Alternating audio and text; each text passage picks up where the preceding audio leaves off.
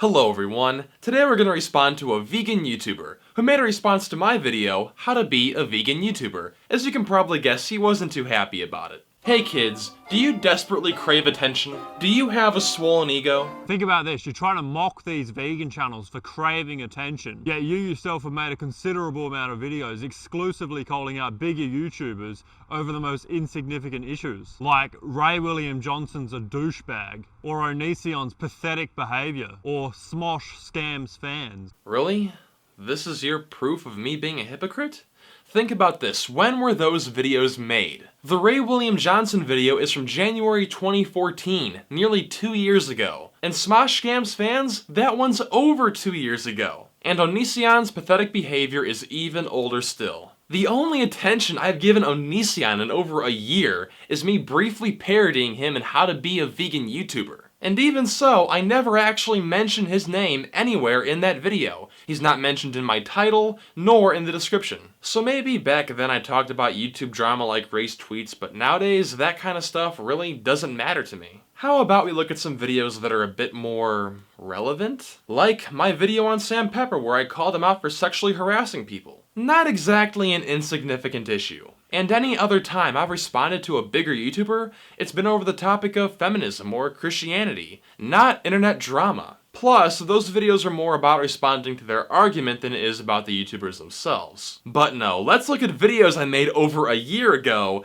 as if that reflects my channel right now. You've created these videos because you crave the attention of their incredibly large audience. You know, I've heard many vegans talk about how great their diet is, but I'm pretty sure it does not give you mind-reading powers. In the past, making videos about YouTube drama interested me, whether it be about Ray William Johnson, PewDiePie, or anyone else out there. But I've moved on from that. Now I'm focusing more on doing different shows on my channel. At least these vegan YouTubers are using the attention to work towards the eradication of animal suffering, which is also beneficial to the environment and our health as a byproduct. I think you've gotten the wrong impression from my video. I have nothing against vegans, nor do I have anything against veganism. If people want to have a plant-based diet, go for it. What I do have an issue with, however, is shaming and wishing death upon people who choose not to follow your diet. They know the facts, they've been educated, but they choose to continue eating animal products, whether they actually deserve to continue living. Or trying to have authoritarian control over people's bodies. Men get vasectomies. All men have to get vasectomies. It's like, you shouldn't have the choice.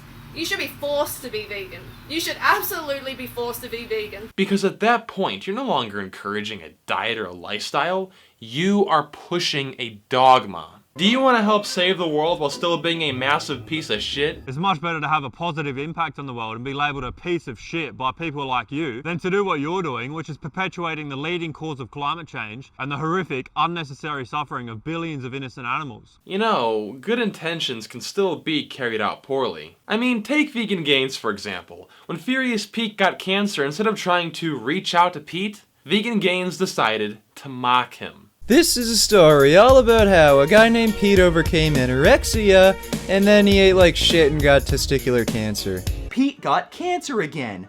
Oh, so sad. And while the video did gain a lot of viewership, his cold and angry approach ended up being counterintuitive because it actually drove most people away. Now compare that video to the one made by Happy Healthy Vegan, who came off as being more friendly and open. Despite receiving less than 12% the amount of viewership as Vegan Gains, Happy Healthy Vegan was still able to persuade more people to listen to him. So how exactly is mocking people with cancer having a positive impact on the world? Or how about exploiting the death of your grandfather? I was planning on showing you guys footage of my grandfather actually having the heart attack, but a bunch of people in my family, my mom, my grandmother, uncles, shit like that, they threw a big fucking fit about me showing that footage on YouTube. Or threatening to kill people who criticize you. If I had the opportunity, I'd kill him. Slit his fucking throat with this knife.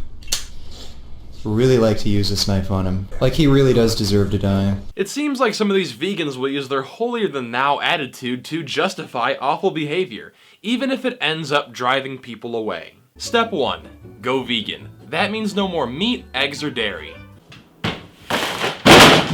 Veganism also excludes the use of honey, leather, fur, wool, and silk. the more you know. Step 2. Begin making videos where you respond to the weakest possible arguments for eating meat. Dear vegans, even plants think you're wrong. They eat flies, you moron, not cows and pigs. Although I personally haven't seen a video of a vegan refuting a meme before,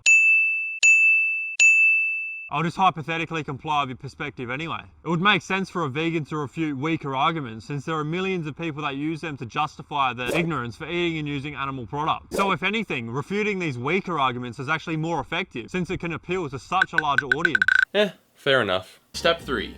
Bashing bigger YouTubers. Find a video of a YouTuber criticizing vegans and take all of their points out of context. It's interesting how you complain about videos being taken out of context here, since later in the video you take Freelee out of context. If you are not vegan, you do not deserve to live. What she actually indicated here was that if you're well acquainted about the sweeping consequences of your diet and lifestyle choices, but are just too lazy to carry out adequate modifications to them, then you are not deserving of life. People who continue to eat meat and dairy even though they know the impact of their diet choices on the planet, on the animals, they've watched Earthlings, they know the facts, they've been educated, but they choose to continue eating animal products, whether they actually deserve to continue living. You misrepresent her position and make it seem like she's saying that all people who are not vegan are not deserving of life. I like how you say that as though it makes it any better. We don't want all non-vegans to die, we only want those non-vegans to die. Ultimately, she's still telling people they don't deserve to live, which isn't really a good way to get people to join your movement. And what makes Freelee's message even more fucked up is that she has family members who are non-vegan. And yes, it does include family members of mine who actually continue eating meat and dairy. But you seem to support Freelee, so I have to ask you, do you think people like me and others who choose to be non-vegan deserve to die? Addressing the final solution. Now, at this point in time, your personality will go from pretentious to batshit insane. This is because your body is lacking in B12, a vitamin that plays a key role in making your brain function. Well, it seems that you're showing symptoms of a B12 deficiency, mate. Oh, and by the way, I know the whole B12 argument is bullshit. It's a joke video, it wasn't meant to be taken too seriously. I mean, my video featured a rapist chicken. So with all the videos on veganism out there, both for and against it, I found it odd that you'd target a sketch comedy, but hey, it's your channel. Anyway, thank you to everyone for watching, and to think about this, I hope to receive more lovely messages from your fan base.